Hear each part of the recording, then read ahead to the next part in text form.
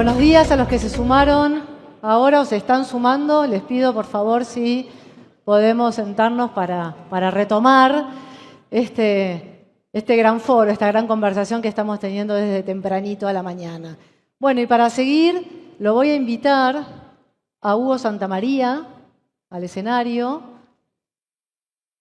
Muchas gracias.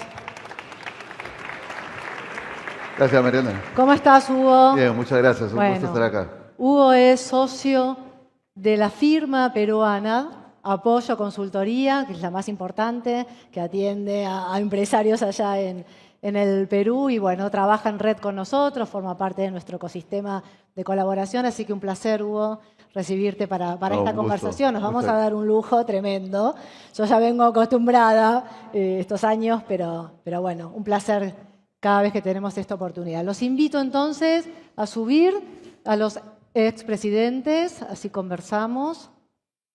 Le damos la bienvenida a Mauricio Macri, expresidente de la Argentina, a Felipe Calderón, expresidente de México, y Eduardo Frei Ruiz-Tagle, expresidente de Chile. Gracias, Mauricio. ¿Cómo estás? Nuevamente. Hola. Adelante, por favor. Nos sentamos. Muy bien. ¿Bien, Felipe? ¿Qué pasó? ¿Todo bien? Bueno, le decía acá en la audiencia que es una linda costumbre ya, la de recibirlos. Sí. Tanto Mauricio como Felipe los tuvimos varios años. Bueno, Felipe el año pasado y Eduardo se suma este año a este foro, así que un placer. Bueno, estuvimos escuchando durante la mañana mucho Estados Unidos, mucho China, mucho cambio tecnológico, ¿no? Como que hay dos miradas de lo viejo, de lo nuevo, mucho para conversar. Así que voy a empezar, si están de acuerdo, Mauricio, contigo, el panel.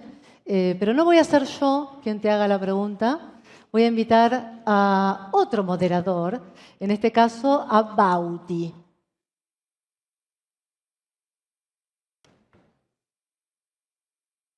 A ver si está por ahí. Un fantasma. Perdió su oportunidad. Si no está Bauti, arranco, ¿eh? Siguiente niño al pizarrón, por favor. ¿Viste? Bueno. ¿Por qué no hacemos un recreo para que los países puedan y no peleen más? No entiendo nada. Ahí Bauti, 7 años, pregunta por qué no hacemos un recreo para que los países se amiguen, no dejen de pelear. Nos pareció divertido traer esta mirada porque, a ver, yo les comentaba, el año pasado estuvimos charlando, vos estuviste charlando con Mateo Salvato en otro panel. Mateo es generación Z y Bauti ya es la generación alfa. Es la primera generación 100% digital y que nació en incertidumbre global. Entonces, un poco, ¿no? Cómo cambia de un año a otro. Hoy ya la novedad es la alfa y qué mundo, ¿no? Se está generando para esta generación. Entonces, preguntarte en esta metáfora de por qué los países se pelean, ¿cómo entendés, Mauricio, este nuevo orden, esta disputa del poder? Hoy, tomando lo que se dijo a la mañana, ya como una certeza de que el mundo se fragmentó. Y eso tiene que ver con este rol, ¿no? De cómo se disputan Estados Unidos y China el liderazgo del poder global y condicionan al resto a tomar alguna posición. Entonces, tu primera interpretación sobre eso. Bueno, buenos días a todos. Gracias otra vez por invitarme, compartir el panel con prestigiosos amigos. Yo diría que creo que el mayor desafío va un paso más atrás y que tiene que ver con muchas de las cosas que escuché esta mañana, que pude llegar un par de paneles antes. El tema que está todo líquido, que está todo es incertidumbre, especialmente después del COVID, la invasión criminal de Rusia en Ucrania, lo que está pasando en el Middle East. Yo digo que lo más difícil que tiene el mundo por delante, y el liderazgo en el mundo por delante, es cómo administrar lo que yo llamo la nueva era, que es la era de la revolución de las expectativas. Porque tenés, y también lo dijeron acá esta mañana, producto de la revolución tecnológica, uno de los fenómenos es la cantidad de información. hoy en 30 días vos recibís más información en tu vida que hace 15 años durante toda tu vida. O sea, 30 días machean 15 años atrás toda una vida.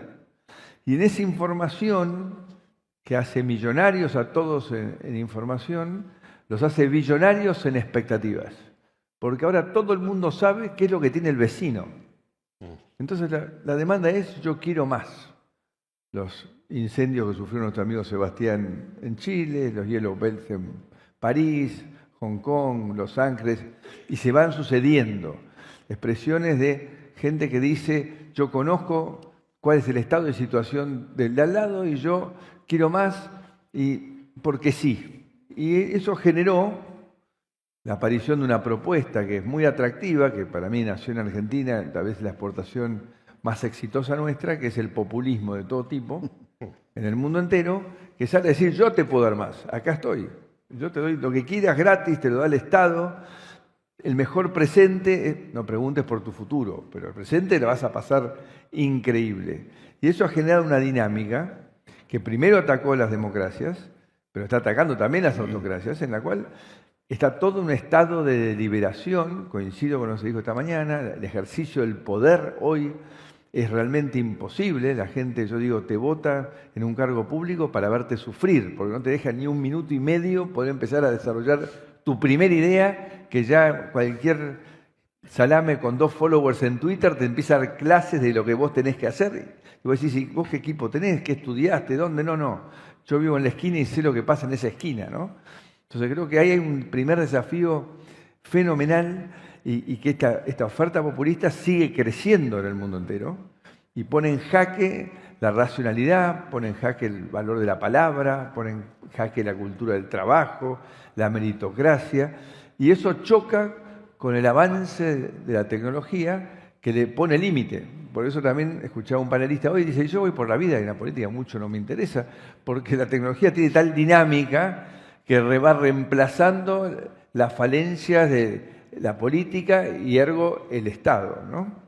Y la otra cosa que quería plantear en esta primera intervención es que parte de esto también ha generado otro fenómeno, que es que la violencia con que hoy se comunica en la sociedad, en el debate de las ideas, las redes sociales, ha provocado un retroceso terrible en la oferta de liderazgos.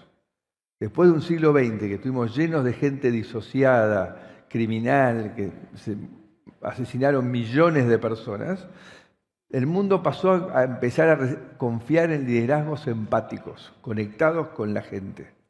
Y esta violencia con la que se vive la política hoy, lo que va logrando es que es empático, que tiene familia, que quiere un equilibrio, dice: yo no puedo convivir con esta violencia de comunicación, y han vuelto el mundo a estar liderado por personalidades narcisistas, a tal nivel que ya ni escuchan, no les importa lo que digan los demás, ellos van avanzando en su vida, ¿no?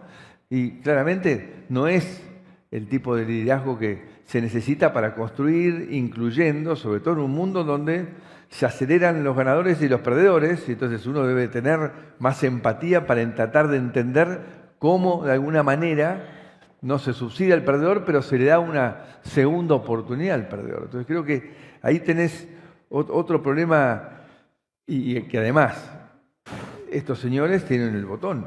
Entonces estamos cada vez jugando más finito, con la posibilidad de terminar en un conflicto de escala bélica global, ¿no? Entonces estamos borde y para y vuelve y para, y no sabemos en qué día se dispara, y estamos acá en un desastre de autodestrucción masiva de toda la humanidad. Entonces digo, es un momento muy especial en el cual no sé cuál es la solución para convencer a la gente empática y que realmente puede aportar valor para que no siga retrocediendo del escenario del debate de las ideas y de la conducción del liderazgo a nivel del país.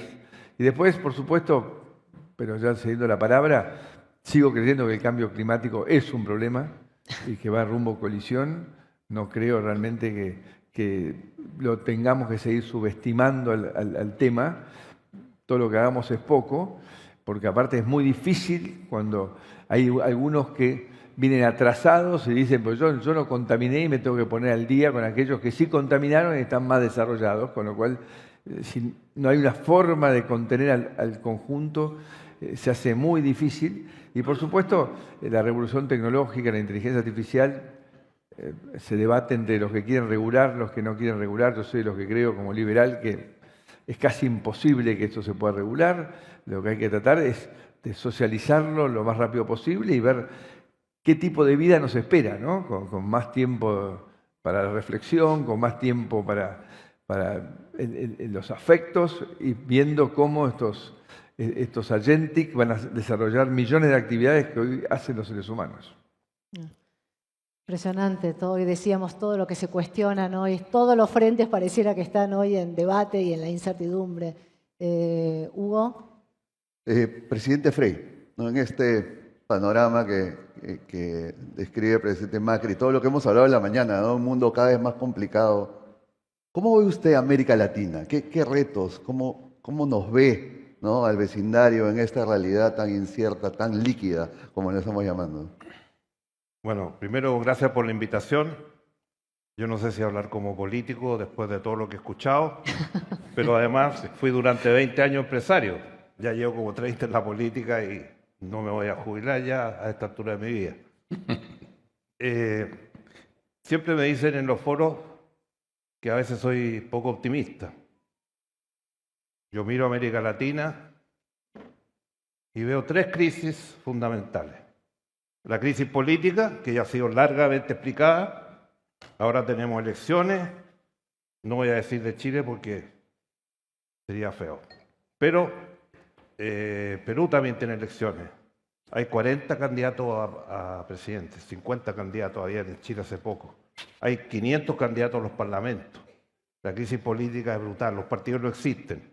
En todos los análisis en general en América Latina, los peores calificados por la opinión pública, ¿quiénes son? Los parlamentos y los partidos políticos. En el último lugar.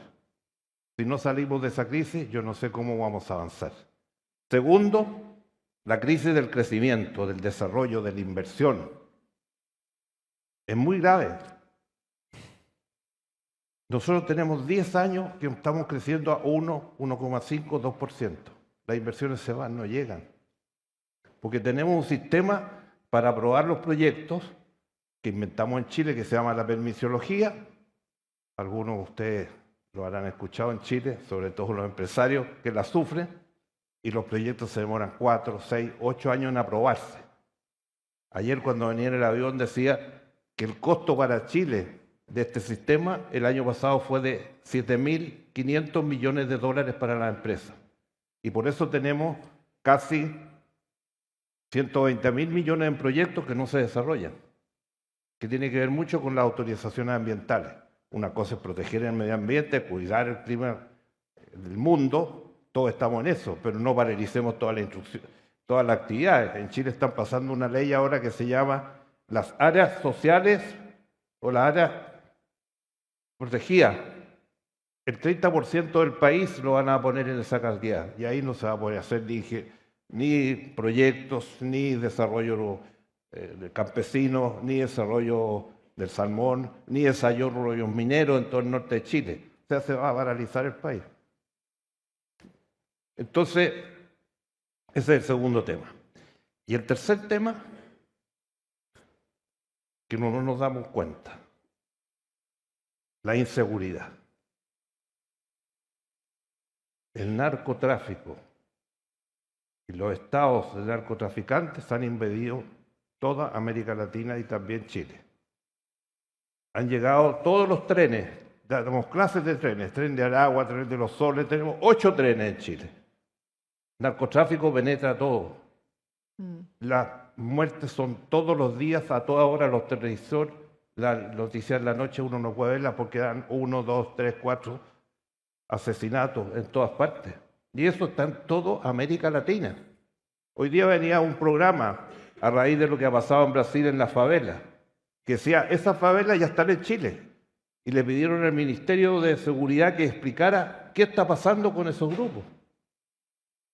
Mataron en Chile gente que vinieron a matarla de Venezuela. porque además tenemos un proceso de inmigración salvaje. Venezuela ha puesto 8 millones de personas fuera, se fueron. ¿Cuántos de esos son delincuentes que están en todos nuestros países?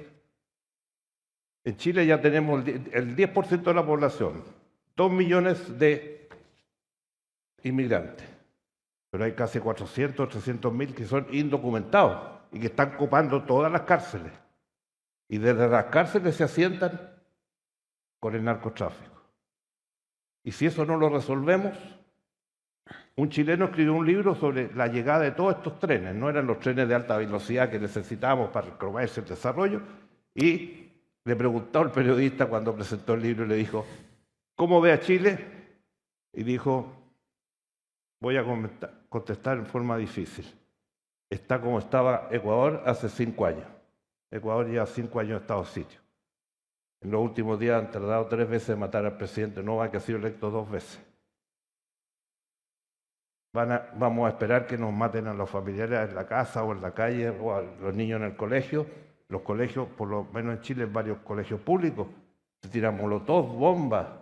Hace poco una gran universidad, al rector le asaltaron la oficina, le volaron todas las cosas que tenía en la oficina. Y como que nos hemos ido acostumbrando a esta realidad en América Latina. Y eso yo creo que es tremendamente peligroso. Sin duda. A propósito de ese tema, Felipe, hablábamos anoche, ¿no? Que comentabas que hubo 7 muertes de alcaldes en este año en México. ¿Puede ser el dato? En mi estado, en Michoacán. Perdón. ¿En tu estado? En los últimos 3 años, 7 alcaldes han sido asesinados. El último el sábado en plaza pública, Día de Muertos, etcétera. Y esta escalada, porque comentabas el año pasado también en este auditorio que México estaba haciendo una reforma judicial, pero en el sentido incorrecto. Es así, porque hablábamos del status quo y del cambio y observabas que el cambio está bien, pero en la medida que sea conducente a corregir y no a destruir. Y entiendo que la justicia en México hoy está más en un proceso de destrucción. Sí, totalmente. Bueno, lo que platicábamos el año pasado se consumó ahí.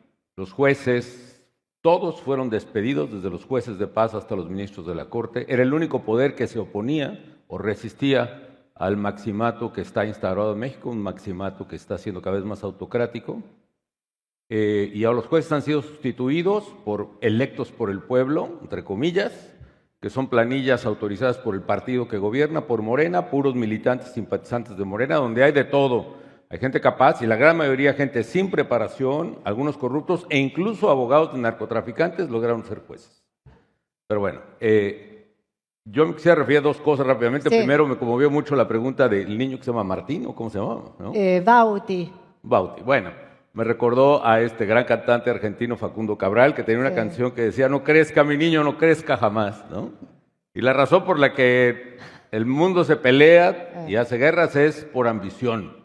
La canción dice, el hombre ambiciona cada día más y pierde el camino por querer volar. Vuele bajo porque abajo está la verdad. Y creo que por ahí estamos perdidos todos. Oye, de esto, de lo que comentaba el presidente Frei, y estoy de acuerdo con él, quizá de las mayores crisis que al menos una parte de América Latina está viviendo, yo coincido que va siendo una crisis general, es la crisis de inseguridad, narcotráfico. Déjame darle otro enfoque, yo lo llamaría la de la captura del Estado. Es decir, el problema para mí no es la droga en sí misma, no es el consumo, obviamente es una variable fundamental del problema.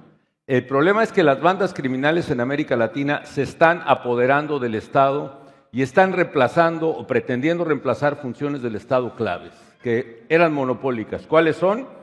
El monopolio de la fuerza pública, el monopolio de dictar las normas o hacer leyes, a veces el monopolio de la justicia y sobre todo el monopolio del pago de impuestos. Y me explico. ¿Qué es lo que en mi opinión está pasando en México, está pasando en muchas partes de América Latina? ¿Por qué de repente se dice aquí nunca había este problema y ahora sí hay? ¿Por qué Chile sí está y Argentina, que están literalmente cerca del cono sur, están en el cono sur? ¿Qué tiene que ver con el narcotráfico hacia Estados Unidos? Mi respuesta es esta. Hubo un cambio de modelo criminal que no hemos analizado con detenimiento. En el siglo XX, el narcotráfico era solo eso, literalmente, tráfico de narcóticos o a Estados Unidos o a Europa. Cuando nuestras sociedades empiezan a tener un ingreso medio, empiezan a ser sociedades de una clase incipientemente media, con mayor poder adquisitivo, su canasta de consumo, como dice la teoría económica, se incrementa y se diversifica. Y esa canasta de consumo incluye más aparatos, más pantallas de televisión, más refrigeradores, más autos, más teléfonos celulares, pero también esa canasta incluye más consumo de drogas. Nuestras sociedades comienzan a ser también sociedades consumidoras que no eran antes. Entonces los criminales tienen un cambio de modelo de negocio radical. Ya no solo exportan a Estados Unidos, sino que además distribuyen. Y ustedes que son, todos ustedes muy brillantes, muchos empresarios, quizá entenderán mejor que yo, pero es muy distinto un modelo exportador, donde el valor agregado está en el transporte de la mercancía, cómo colocas una tonelada de cocaína entre Colombia y Tucson, Arizona, al nuevo valor de mercado que está en el retailing, en la distribución de droga. En el viejo mercado la clave es controlar las rutas. En el nuevo mercado, además de las rutas, la clave es controlar el territorio. Hay un cambio de variable hasta de geometría analítica brutal. ¿Por qué razón? Porque no es lo mismo controlar un territorio, que puede ser la línea que está en la orilla de este panel, controlar una línea, una ruta, a controlar todo el territorio donde estamos todos. Y para vender, lo hace cualquier detallista, para vender una taza de café de Starbucks, tú necesitas controlar el punto de venta. Los criminales necesitan controlar el punto de venta y para eso necesitan ahora controlar el territorio. Para controlar el territorio implica que tienen que colocar a su gente a controlar el punto de venta y a dominar, a tratar de capturar el Estado, que por tradición controla el territorio. Por esa razón empiezan a sobornar al policía de la esquina, y luego al comandante de la policía, y luego al alcalde, y luego al gobernador, y luego hasta estados completos. Y no solo eso, son monopólicos y se disputan violentamente con otros grupos ese territorio. Antes no se lo disputaban, ¿por qué? Porque dos paralelas no se cruzan. Entonces, si uno tiene una ruta en el Pacífico y otra en el Golfo, como en México, esos no se pelean. Pero cuando vamos, se disputan Torreón o Acapulco, o Quito, o Rosario, o la ciudad que ustedes me digan, para vender en consumo. Eso hace esa lucha tan violenta y tan brutal. Y la clave es, tenemos que fortalecer y llevar los estados a una dimensión mucho mayor a nuestras policías tradicionales que solo portan un garrote y no llevan pistola, ¿no? Necesitamos hacer un Estado mucho más capaz, mucho más confiable, mucho más eficaz, fiscales, jueces, policías mucho más eficaces para este nuevo flagelo de América Latina. El problema es con la captura del Estado, y perdón, con eso termino, perdón por extenderme, con la captura del Estado, piensen en la sustitución que el criminal hace del Estado. Ahora hay un profesor de Premio Nobel de Economía, por cierto, de la Escuela Kennedy, mi alma mater, Bob Schelling, que escribió un artículo en 1973. The real business of organized crime is extortion. El verdadero negocio del crimen organizado es la extorsión. Es decir, una vez apoderados del Estado, el crimen organizado lo que hace es cobrar rentas de los ciudadanos. Cuando se apodera parcialmente, lo que dice otro autor, Lupsha, que es solo predatorio, solo alrededor del Estado, dominan los negocios ilegales, es decir, la prostitución, el narcotráfico, la migración y otros, la piratería. ¿Por qué razón? Porque la víctima de extorsión en un negocio ilegal no puede pedir la protección del Estado porque está en la ilegalidad. Entonces el criminal que ya domina esa esquina le pide a la trabajadora sexual, le pide al comerciante ambulante, al migrante, le pide cuota. Ahora, cuando se deja que ese negocio criminal avance y capture al Estado completo, ya no solo las víctimas de un negocio ilegal no pueden pedir la protección del Estado. Nadie la puede pedir porque los criminales son el Estado. Esa es la tragedia que en Michoacán está pasando. El líder yo lancé efectivamente una ofensiva contra el crimen organizado para expulsar a las organizaciones criminales del Estado. Lo logramos en buena medida a pesar del sabotaje de los gobiernos locales. Cuando yo salí, se abandonó esa política, se dejó que los criminales volvieran a crecer, se apoderaron del Estado y el líder de los limoneros que lo extorsionan, el crimen organizado, Organizó, pidió la protección del Estado, el gobierno entonces no lo apoyó y lo mataron. 11 años después su hijo hizo lo mismo y hace 15 días lo mataron también. Y el sábado el alcalde. Entonces mi advertencia es esta: la mayor amenaza de nuestros pueblos es el crimen organizado y tenemos que recomponer con una verdadera política de Estado, llevar a otras dimensiones de nuestras instituciones de seguridad y justicia que puedan enfrentar este mal y que a la vez nos den paso al desarrollo. ¿Por qué razón? Porque la única variable, la variable determinante del progreso es el Estado de Derecho. Es que la ley se cumpla y se haga cumplir. No son los recursos naturales, perdón por decepcionarlos, con el litio, el cobre, el petróleo. No es eso, ni la religión, ni la posición geográfica. Es rule of law enforcement. Eso es lo que hace prosperar a los países.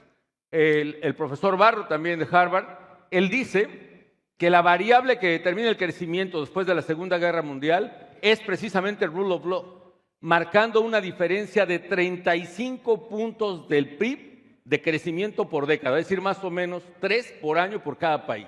Entonces, entiendo y comparto con el presidente Frei, es un problema gravísimo para América Latina, el más grave de México, el más grave de muchos países, y no estamos teniendo la certeza, la cordura, ni el espíritu de Estado para superarlo. Presidente Calderón, si me permite. Yo soy peruano, ¿no? Por favor.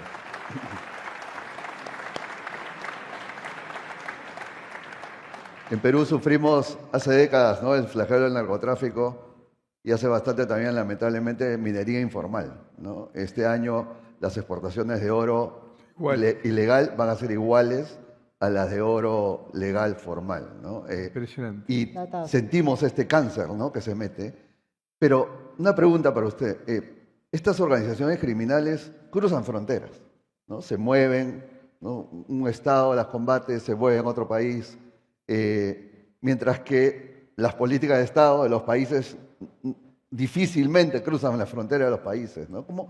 ¿Cómo enfrentar ese reto? ¿Vamos a necesitar, en su opinión, algún tipo de colaboración entre países para enfrentarnos a estas organizaciones transnacionales del crimen? Sí.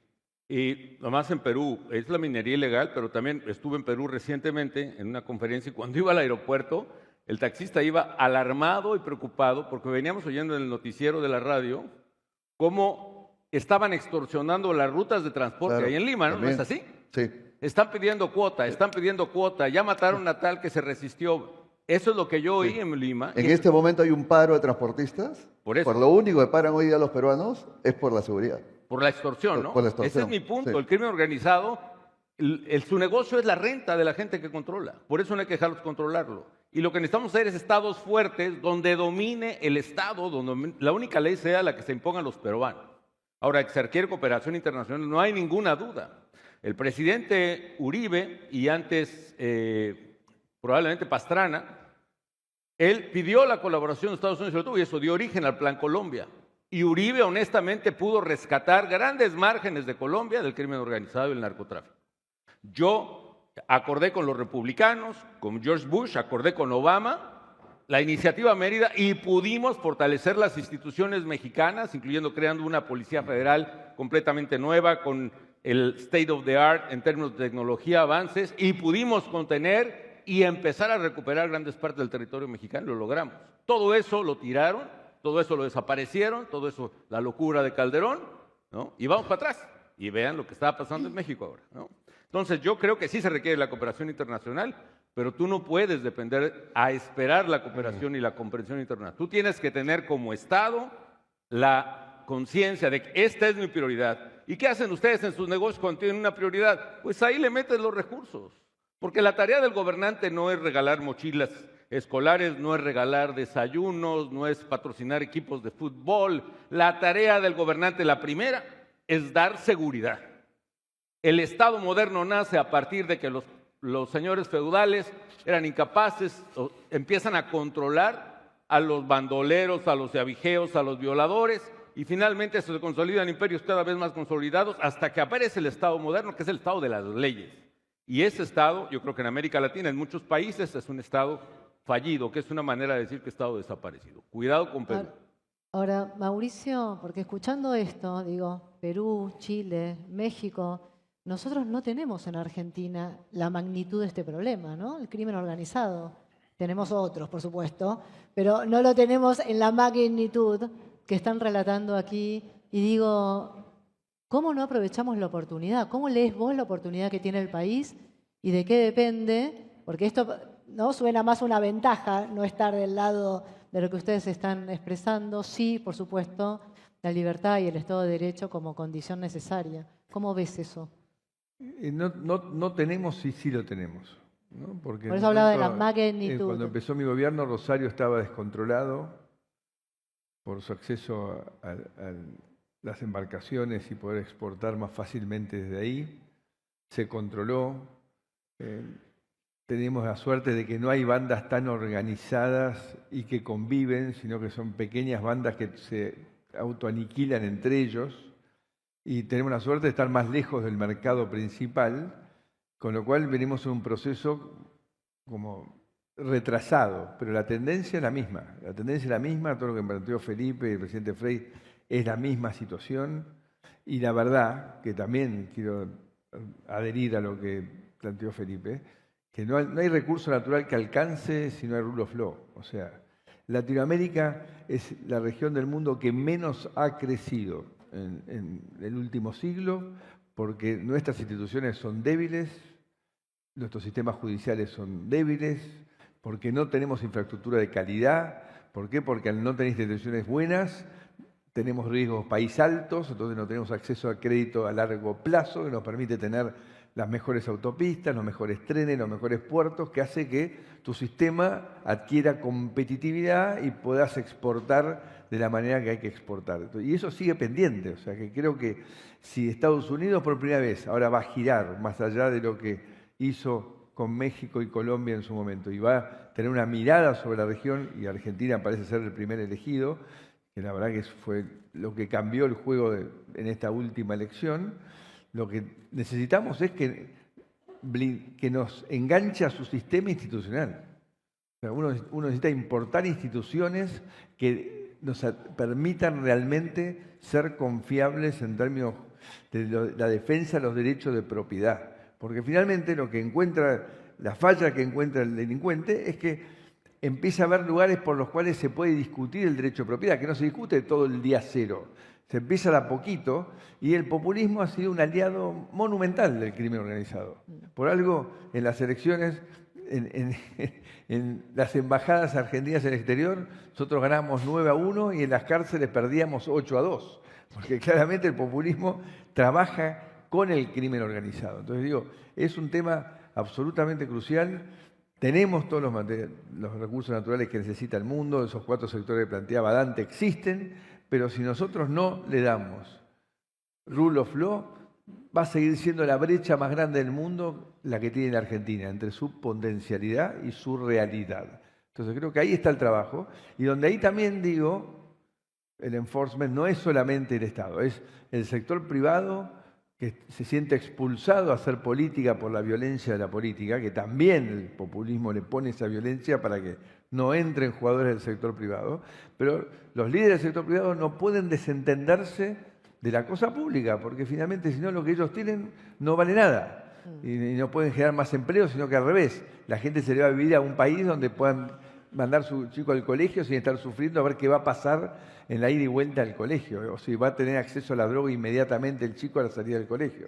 Entonces creo que es una tarea del conjunto de la sociedad, de formar líderes con la conciencia de que hay que tener instituciones sólidas. Acá los iluminados nunca han resuelto nada. Lo que resuelve es el trabajo institucional, el trabajo en equipo, ¿no? Entonces creo que es una tarea que está en permanente desafío, en un mundo líquido, como se dijo, en un mundo de la inmediatez, en un mundo de la solución mágica inmediata, pero es el debate en que nos toca. A pesar de que, hay que decir la verdad, los libros que uno puede leer como Progress o Factfulness muestra que la calidad de vida, la longevidad, todo mejora día a día. O sea, la sensación de todos es de frustración, de insatisfacción, de ver cosas que no nos gustan, la tendencia. Pero todavía seguimos progresando, entonces todavía tenemos los recursos para invertirlos en el lugar correcto y parar este tipo de formaciones, pero claramente sin ley, sin un esquema que contenga los intereses de cada uno y cada uno sepa qué es lo que tiene que hacer para poder generar riqueza, es imposible que un país se pueda desarrollar. Y Latinoamérica lo ha demostrado lamentablemente porque ha fallado siempre en eso. Así que creo que la visión de Estados Unidos ahora de empezar a ver qué países aliados acá, bienvenido para detener a China, porque la verdad que también es complejo, porque Latinoamérica es mucho más complementario con China que con Estados Unidos. Entonces Estados Unidos tiene que hacer un doble esfuerzo para que nosotros, aquel que nos quiere comprar toda nuestra materia prima, podamos poner un límite, un equilibrio, versus ellos que solamente pueden vendernos tecnología y no nos pueden comprar nada de lo que hacemos. Entonces yo creo que la forma que nos tienen que ayudar es ayudándonos a fortalecer nuestros sistemas institucionales. Presidente Frey, hemos llegado poco a poco a oportunidades, ¿no? Y viendo qué hacer. Usted ha dedicado muchos años a promover la integración y la búsqueda de oportunidades con el Asia, ¿no? Que hoy día parece más evidente, ¿no? que cuando usted recién lo hacía. No se hablaba tanto de China como se habla ahora. ¿Cómo ve países como los nuestros, ¿no? Que tenemos recursos naturales, podríamos ser estratégicos por localización, etcétera, en armando o buscando asociaciones con China? Y con el Asia en general, ¿no? Sí. Dos cosas. La primera, que Chile tomó una opción hace largos años ya en materia de inversión, lo que se llama la asociatividad pública-privada. Los gobiernos nuestros no tienen recursos para educación, para salud, vivienda, de todo. Y nos dedicamos básicamente a invitar al sector privado. Y hoy día tenemos autopistas, tenemos los aeropuertos, las cárceles, que fue una gran guerra, el agua potable, todo grandes inversiones. Hemos recibido más de 130, 140 mil millones de dólares en los últimos 25 años en infraestructura, y eso ha cambiado el rostro de Chile. Y segundo, iniciamos en mi gobierno el año 94, ingresamos a PEC. Y ahí nos insertamos en el Asia, porque no estamos insertos solamente en las relaciones con China. Cuando partimos el 90, teníamos un tercio del comercio de Chile iba con Estados Unidos, otro tercio con la Unión Europea y un tercio en América Latina. Hoy día eso cambió. El 60% del intercambio de Chile está en el Asia, con todos los países. Por ejemplo, Japón es un gran inversionista en Chile, Corea es un gran inversionista. Y lo más impresionante, paralelamente nos invitaron a ingresar al Tratado del Atlántico de Estados Unidos, Canadá y México en 94. Nunca se consiguió porque Estados Unidos no nos dio el fast track para negociar. Bueno, entonces hoy día tenemos, y eso nos hace, como país pequeño, país de 20 millones, tener 70 tratados comerciales TLC con todo el mundo. Según la OCDE, somos de los países más globalizados hoy día. Hoy día el 75% del PIB de Chile es comercio exterior. Y por lo tanto nosotros no nos podemos, por ningún motivo, asociarnos a uno u otro país o a una u otra potencia. Tenemos que convivir. Y por eso creo que tenemos que abrirnos a otras realidades. Estamos buscando los acuerdos con India. Fui 2 o 3 veces a la India, ya tenemos un tratado de 3.000 productos, queremos unos 6.000, 7.000, como es el comercio exterior de Chile. Estamos hoy día también en Oriente Medio, estamos en los Emiratos, viendo todas esas posibilidades para asegurarnos tener una situación en el mundo de hoy, que es difícil. Yo lo escuchaba especialmente el primer panel, que fue extraordinario. Los países grandes siempre han sido potencias en el mundo. Uno tiene que abstraerse a eso y comerciar con todo. Un país como Chile, 20 millones. En Asia hay 40, 50 ciudades que tienen más de 30 millones. Entonces hay que ubicarse en qué realidad estamos. Y las nuevas tecnologías, como se decía acá, ¿cómo las absorbemos? A pesar de eso, en América Latina en general, las cifras de inversión en alta tecnología es muy baja. Y eso es un limitante para nuestro desarrollo y nuestro progreso. Eso es clave. Y el otro limitante, mirado en una visión latinoamericana, aquí no tenemos integración. No tenemos integración. Aquí, por ejemplo, Mercosur, que ha estado tratando de negociar, cuando Chile inició la negociación con la Unión Europea en Florencia el año 97, el comisario de la Unión Europea, español, nos dijo, no, usted tiene que estar con Argentina, con Brasil, con algunos países. Y firmamos el tratado. El 2000 teníamos tratado con la Unión Europea. Con Mercosur llevamos 35 años, todavía no se consigue. Entonces, ¿en qué estamos? Sí, Aquí sí. no hay integración. En mi gobierno firmamos integración energética con Argentina para comprar el gas. ¿Qué pasó? Tuvimos ida y venida, finalmente hoy día se está logrando. Tuvimos firma para integrar las producciones mineras de Chile y Argentina. Proyecto que tiene firma de tratado también aquí en Argentina, más de 25 años o 28 años, que se van a comenzar ahora porque antes no se podían hacer porque no había agua. Y como tenemos más de 35 plantas desaladoras en Chile, podemos con esa desalación no usar el agua potable solamente para el consumo humano, regadío, y con los proyectos de agua desaladoras tenemos casi 40 o 50 proyectos en camino. Entonces eso nos da una oportunidad. Y tenemos la integración que todo el día hablamos, también lo firmamos acá, los pasos fronterizos. ¿Cuántos tenemos funcionando? ¿2, 3? No hay integración en América Latina. La Alianza del Pacífico, que era muy prometedora, el expresidente de México, perdonando, lo echó abajo, ¿o no? La liquidó. No quiso entregar a Perú. Yo la firmé. Ya. Entonces, ¿qué integración real tenemos? Dejemos un poco al lado Brasil, porque Brasil es una potencia que ya está en otro estadio, está con los BRICS, está en otro mundo. Pero hablar de integración en América Latina no existe. Así como no existen las grandes organizaciones, como se dijo acá, cómo murieron la OMC. Uno habla de esto, del comercio, un país chico, 20 millones, dice, frente a Estados Unidos, frente a China. ¿Quién nos protege? La OMC. No existe la OMC. Las Naciones Unidas, la guerra, tenemos guerra en todas partes. ¿Y qué dice la Naciones Unidas? Nada, por eso se dijo aquí mismo. Esas organizaciones ya no llaman la atención, porque no sirven. Entonces, si queremos realmente, como latinoamericanos, avanzar, tenemos que integrarnos. Eso es clave, eso es definitivo. Y nosotros hace 30, 40 años lo estamos haciendo. Y estamos dispuestos a hacer todo el esfuerzo en esa materia, porque eso, lo digo con toda claridad, hoy día en el eje mundial estamos hablando del tema China, estamos hablando del tema de Estados Unidos, los gobiernos, ahora llegaron a un acuerdo, tregua, qué sé yo.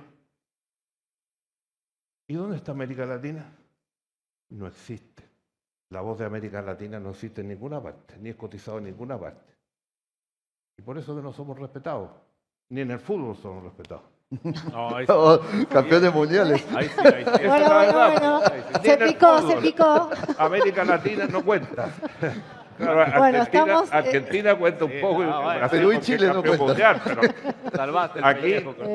no hay integración para nada. Aquí no contamos. La Y eso verdad que es nos una estamos realidad quedando. muy triste, pero muy real. Si nosotros no nos sumamos entre nosotros aquí en América Latina y la gente se reúne. Tenemos 5.000 kilómetros de frontera con Argentina. Y todo Millones, pasa por Cristo. millones cruzan todos los días de un lado para otro. Están las provincias y regiones comunicadas, trabajando entre ellas. Pero no hay una política de Estado para que eso funcione. Porque tiene que ser de 2 estados, de 3 estados, de 4 estados. Entonces, ese es un limitante para un país como el nuestro y para a la mayoría de los países de América Latina. No podemos tener oportunidades si no tenemos. Hemos hablado de energía. Hoy día Chile, les cuento una cifra que muy pocos países del mundo pueden dar. Tiene casi 50% de energía renovable. 50% de energía renovable en los últimos 20 años. Y Argentina tiene toda la riqueza del gas en el sur. ¿Por qué no intercambiamos? En el norte de Chile están las grandes reservas de energía solar y en el sur eólica para hacer el hidrógeno verde, el combustible del futuro. Pero tenemos que estar integrados, solo no podemos hacer nada. Eso es la clave hoy día. Esa es la gran oportunidad, ¿no? Seguimos hablando de potencial y de oportunidad.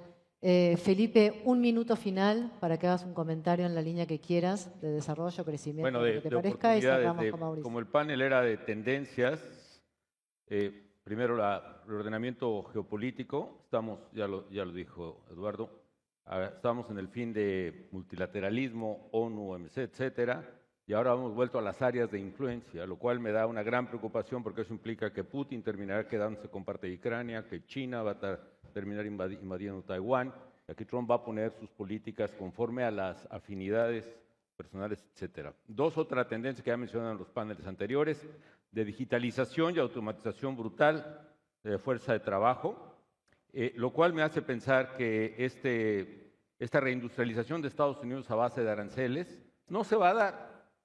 No se va a dar. Habrá inversión forzada y no muy relevante en términos cuantitativos y totalmente automatizada y robotizada en términos cualitativos. Es decir, no va a ser posible que una mano de obra que cuesta $25 la hora en el sector de manufacturas en Estados Unidos vaya a reemplazar toda la industria que va a desaparecer en México y en muchos países con los cuales se está bloqueando el comercio. Con lo cual me lleva una oportunidad para Argentina y para todos, que es precisamente avanzar mucho en tecnología financiera, en tecnología de gobierno, lo que se llama FinTech, GovTech, AgTech, etcétera.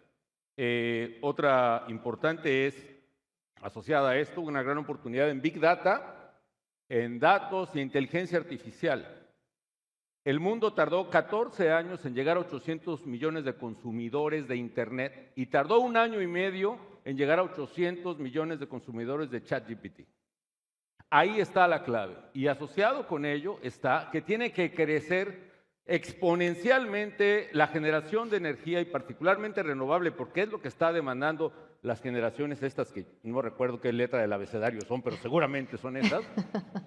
Está demandando energía renovable en inteligencia artificial.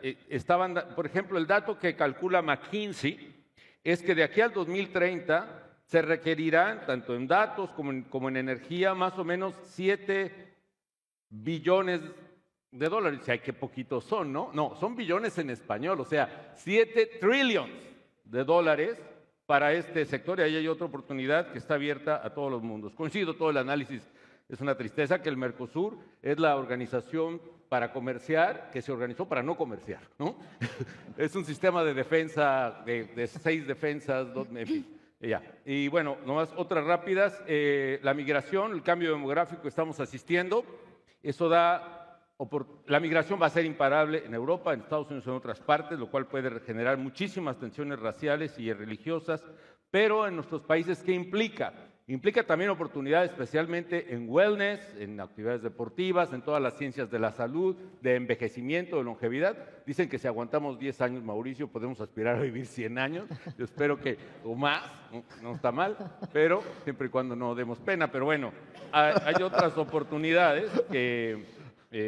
bueno, obviamente la que se me acaba yo sí creo igual que Mauricio, el cambio climático es el gran reto global, a pesar de que pasa malos tiempos discursivos. Yo no coincido que Trump sea el gran presidente de la sostenibilidad, no lo es. Los precios relativos, si acaso, tienen que además diferenciar emisiones de carbón de las que no lo son, y las tarifas no lo hacen.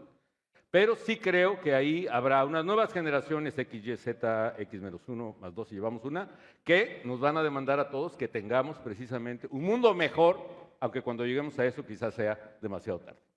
¿Le puedo hacer una última? Un minuto. La democracia.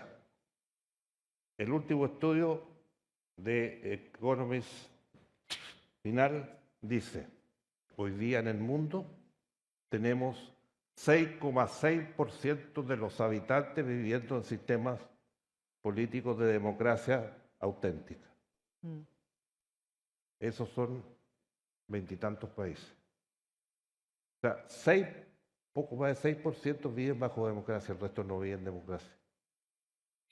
hay que preocuparse. Gran conversación La esa para democracia otro es ámbito. fundamental, sus instituciones. Las personas pasan, las instituciones quedan y mantienen a los países. Por eso la crisis de los partidos tenemos que modificarla. Pero esa gente, como decían ustedes, tiene que cambiar, tiene que mirar. Aquí el cambio no es ni económico, ni político, nada. Es la cabeza de los latinoamericanos que tengamos alguna vez para siempre, que juntos lo podemos hacer mejor.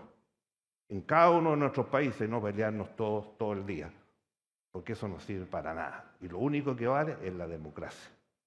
Eso es lo fundamental. Perfecto.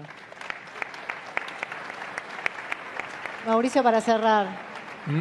Para cerrar, te hago dos preguntas. Una económica global y otra política local.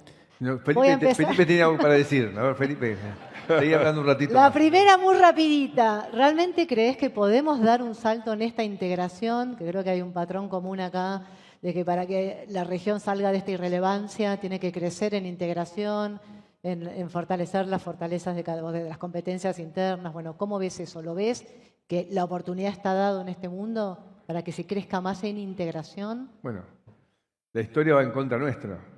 Lo que el presidente Frei describió es una realidad. El Mercosur se creó, que fue una cosa avanzada en ese momento, en la época de Alfonsín. Menem lo continuó y se cerró.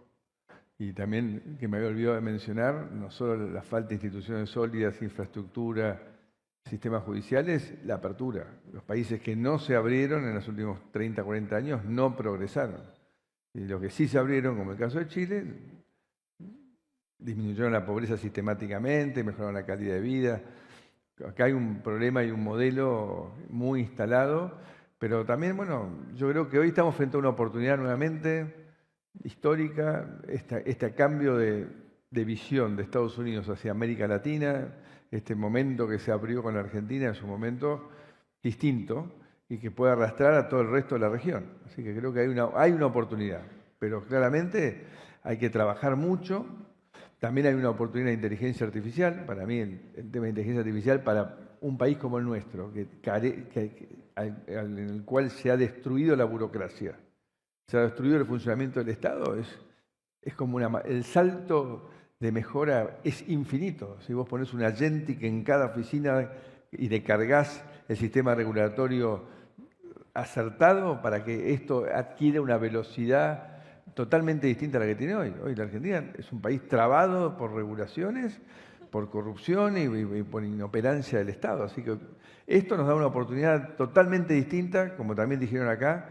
El 90% dice que sabe que le va a impactar, pero el 90% no sabe siquiera de qué se trata. Bueno, se trata de que puede, y ya hay países donde los intendentes están creando un agentic que lo reemplace él mismo, que el intendente sea una máquina que resuelva los problemas en base a regulaciones.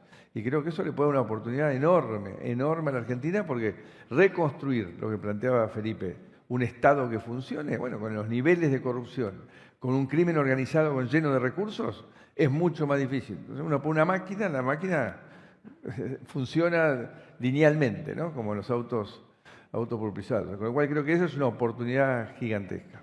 Sin duda.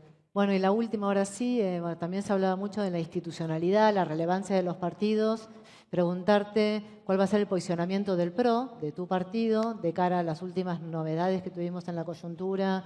Defendés y apoyás las ideas de este gobierno, pero en materia de la manera de contribuir desde el PRO con lo que se está haciendo en esta segunda fase a nivel local, bueno, ¿cuál es tu mirada hacia adelante? No, primero, siempre las ideas, ¿no? Y el PRO, apoyado como nunca en la historia de la política argentina, un partido que no era gobierno, apoyó a este gobierno para lograr no solo ganar una elección, sino tratar de gobernar en una situación de minoría muy difícil. Y lo va a seguir haciendo en base a las ideas. Pero en el PRO nosotros creemos, sobre todo en esta era de una política tan fragmentada, tan violenta, que ejercer liderazgos sin equipo, sin compartir los esquemas de decisión, se hace muy difícil porque, como también se decía, acá la presión por el cortoplacismo es infinita.